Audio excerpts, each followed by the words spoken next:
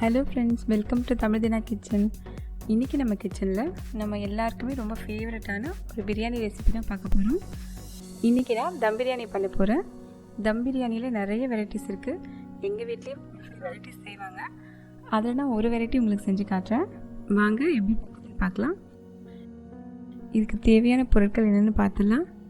இதுக்கு நான் 3/4 kilo chicken எடுத்திருக்கேன், 1/2 கிலோ பாஸ்மதி அரிசி, வெங்காயம் 3, தக்காளி 2, பச்சை மிளகாய் 4லேருந்து 5 எடுத்துக்கலாம், இஞ்சி பூண்டு பேஸ்ட் 3 டேபிள் ஸ்பூன் எடுத்துருக்கேன், தயிர் 1 கப்பு, மிளகாத்தூள் 3 ஸ்பூன், மஞ்சள் தூள் 1 ஸ்பூன், புதினா 1 கட்டு, கொத்தமல்லி 1 கட்டு, பிரியாணி மசாலா 2 ஸ்பூன், தாளிக்கிறதுக்கு பிரியாணி இலை, பட்டை, லவங்கம், ஏலக்காய், சீரகம், சோம்பு இதெல்லாம் எடுத்திருக்கேன். நான் இன்றைக்கி கொஞ்சம் ஜாவித்ரி எடுத்திருக்கேன். உங்கள்கிட்ட அனாசி பூ இருந்தால் அதெல்லாம் கூட நீங்கள் சேர்த்துக்கலாம், நல்லாயிருக்கும்.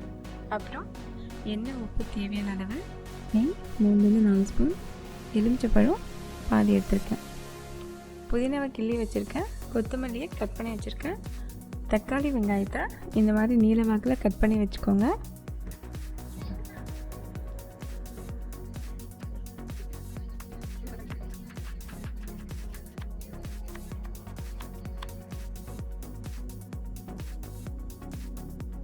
ஃபஸ்ட்டு சிக்கனை மேரினேட் பண்ணிக்கலாம்.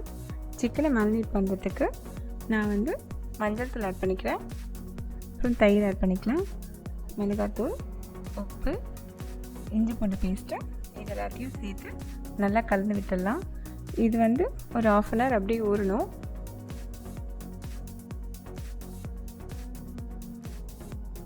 அப்போ தான் அந்த சிக்கனில் இந்த உப்பு காரெல்லாம் நல்லா ஊறி சிக்கன் ரொம்ப டேஸ்ட்டாக இருக்கும்.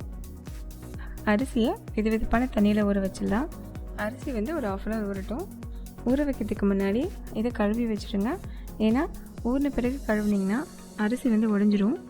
அப்புறம் உங்களுக்கு நீளமான சாதம் கிடைக்காது. அரிசி ஊற வச்சு ஒரு 20 மினிட்ஸ் ஆயிடுச்சு. இந்த நேரத்தில் நம்ம சாதம் வேக வைக்க தண்ணி வச்சுக்கலாம். தண்ணி நல்லா கொதிச்சதும் நம்ம எடுத்து வச்சுருக்க மசாலாலேருந்து கொஞ்சம் சேர்த்துக்கலாம். கூடவே கொஞ்சம் கொத்தமல்லி, புதினாவை சேர்த்துக்கலாம்.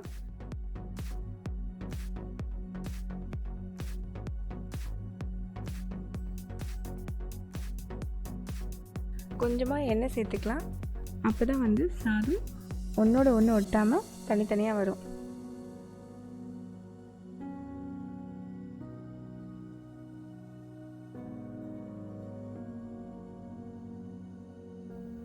ரைஸுக்கு தேவையான உப்பு சேர்த்துக்கலாம்.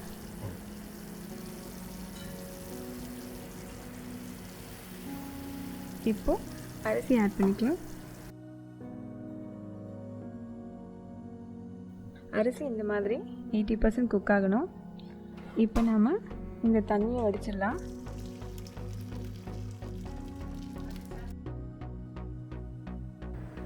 இதுக்கு மேலே ஒரு ஸ்பூன் நெய் விட்டுக்கலாம். இப்படி விடும்பொழுது சாதம் ஒன்றோட ஒன்று ஒட்டாமல் தனித்தனியாக இருக்கும்.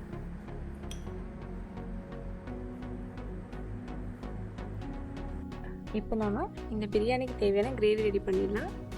இதில் நான் நெய் ஆட் பண்ணிக்கிறேன், அப்புறமா எண்ணெய் ஆட் பண்ணிக்கலாம். எண்ணெய் காஞ்சிருச்சு. இதில் நம்ம எடுத்து வச்சுருக்க பிரியாணி இலை, பட்டை, லவங்கம் இதெல்லாத்தையும் சேர்த்துக்கலாம். இதெல்லாம் ஃப்ரை ஆகிடுச்சு. இதில் நம்ம வெங்காயத்தை சேர்த்துக்கலாம். வெங்காயம் நல்லா கோல்டன் ப்ரௌனாக வரணும். ஸோ அது வரைக்கும் நம்ம நல்லா ஃப்ரை பண்ணிக்கணும். மூடி வச்சு ஃப்ரை பண்ணிக்கலாம். இப்போ வெங்காயம் ஓரளவு வதங்கிடுச்சு, இன்னும் கொஞ்சம் வதங்கணும். இந்த ஸ்டேஜில் நம்ம தக்காளி ஆட் பண்ணிக்கலாம்.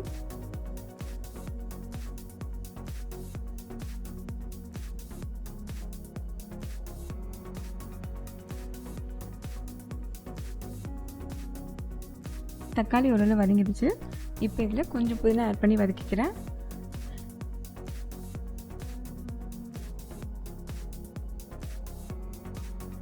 இந்த ஸ்டேஜில் நம்ம ஆல்ரெடி மேரினேட் பண்ணி வச்சுருக்க சிக்கனை சேர்த்துக்கலாம். சிக்கன் கொஞ்சம் ஃப்ரை ஆகட்டும். 4 பச்சை மிளகாவை நீல வாக்கில் கீறி வச்சுருக்கேன். இது இதில் சேர்த்துக்கலாம். சிக்கன் ஃப்ரை ஆன பிறகு இதில் கொஞ்சமாக தண்ணி சேர்த்து நீங்கள் தேவையான உப்பு காரத்தை அட்ஜஸ்ட் பண்ணிக்கோங்க. இப்போது இந்த சிக்கன் இப்படி கொஞ்சம் நேரம் வேகட்டும்.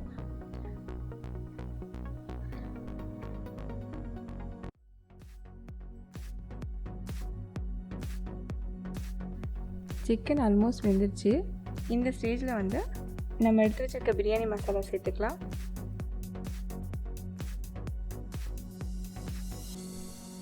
ஆஃப் லெமனை பிழிஞ்சு விட்டுக்கிறேன்.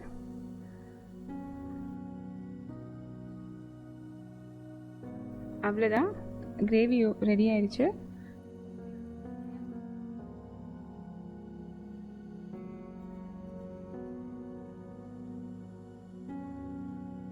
இப்போ நம்ம லேயர் பண்ண ஸ்டார்ட் பண்ணிடலாம்.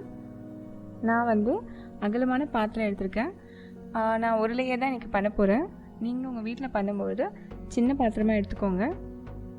அதில் இந்த கிரேவி ஃபஸ்ட்டு ஒரு லேயர் போட்டுக்கோங்க. அதுக்கப்புறம் கொஞ்சம் சாதம் போட்டுக்கோங்க. அது மேலே எடுத்து வச்சுருக்க புதினா கொத்தமல்லி கொஞ்சம் சேர்த்துக்கோங்க. திரும்ப ஒரு லேயர் கிரேவி போட்டுக்கோங்க. அதுக்கப்புறம் சாதம் போட்டுக்கோங்க. இந்த மாதிரி 2-3 லேயர் செஞ்சுக்கோங்க. உங்களுக்கு லேயராக வேணும்னா. நான் இன்றைக்கி ஒரு லேயர் தான் செஞ்சுருக்கேன். இப்போ நான் இது மேலே சாதம் போட்டுட்டேன். இதுக்கு மேலே இன்னும் கொஞ்சம் கொத்தமல்லி புதினாவை ஆட் பண்ணிக்கிறேன். நான் வந்து இன்றைக்கி கொஞ்சம் குங்குமப்பூவை பாலில் கரைச்சி எடுத்து வச்சுருக்கேன். இதை மேலே ஆட் பண்ணும்போது கலர் நல்லாயிருக்கும், ஃப்ளேவரும் ரொம்ப நல்லாயிருக்கும். இது இல்லைனாலும் பரவாயில்ல. உங்களுக்கு வேணும்னா நீங்கள் கேவ்ரா வாட்டரோ இல்லை ரோஸ் வாட்டரோ கூட ஆட் பண்ணிக்கலாம். அதுவும் ஃப்ளேவர் ரொம்ப நல்லாயிருக்கும். நான் இன்றைக்கி எதுவுமே ஆட் பண்ணல, வெறும் குங்குமப்பூ மட்டும்தான் ஆட் பண்ணியிருக்கேன். அவ்வளோதான், இப்படியே தம் போட்டு விட்டுடலாம். நான் இன்றைக்கி துணி யூஸ் பண்ணி தம் போட்டிருக்கேன். நீங்கள் வேணும்னா அலுமினியம் ஃபாயில் கூட யூஸ் பண்ணிக்கலாம். இல்லை உங்களுக்கு வேணும்னா நீங்கள் மாவு கூட யூஸ் பண்ணிக்கலாம். நான் வந்து லோ ஃப்ளேமில் வச்சு தோசைக்கல் யூஸ் பண்ணாமல் 15 மினிட்ஸ் குக் பண்ணியிருக்கேன். நீங்கள் வந்து தோசைக்கல் யூஸ் பண்ணி பண்ணும்பொழுது முதல்ல 4 to 5 மினிட்ஸ் மீடியம் ஃப்ளேமில் வச்சு குக் பண்ணிக்கோங்க. அதுக்கப்புறம் தோசைக்கல் வச்சு 12 to 15 மினிட்ஸ் வந்து மீடியம் டு லோ ஹீட் வச்சு குக் பண்ணிக்கோங்க. அவ்வளோதாங்க, டேஸ்டியான சிக்கன் பிரியாணி ரெடி ஆயிடுச்சு. இதோட ஸ்மெல்லே சூப்பராக இருக்குது. ரைஸும் பாருங்கள் உடையாமல் உதிரி உதிரியாக இருக்குது.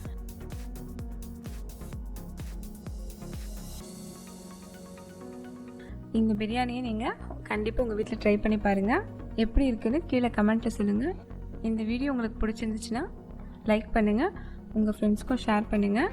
இந்த மாதிரி வீடியோஸ் உங்களுக்கு வேணும்னா நம்மளோட சேனலுக்கு சப்ஸ்கிரைப் பண்ணுங்கள். கூடவே பெல் பட்டனை ப்ரெஸ் பண்ணுங்கள். அப்போ தான் நாங்கள் போடுற வீடியோஸ் உங்களுக்கு உடனே வரும். உங்களுக்கு வேறு ஏதாச்சும் ரெசிபி வேணும்னாலும் கீழே கமெண்ட்டில் சொல்லுங்கள். அதை நாங்கள் கூடிய சீக்கிரம் செஞ்சு அப்லோட் பண்ணுறோம். இந்த ரம்ஜானுக்கு எல்லோரும் இந்த சிக்கன் தம் பிரியாணி ட்ரை பண்ணி பாருங்கள். எல்லாருக்கும் ரம்ஜான் வாழ்த்துக்கள்.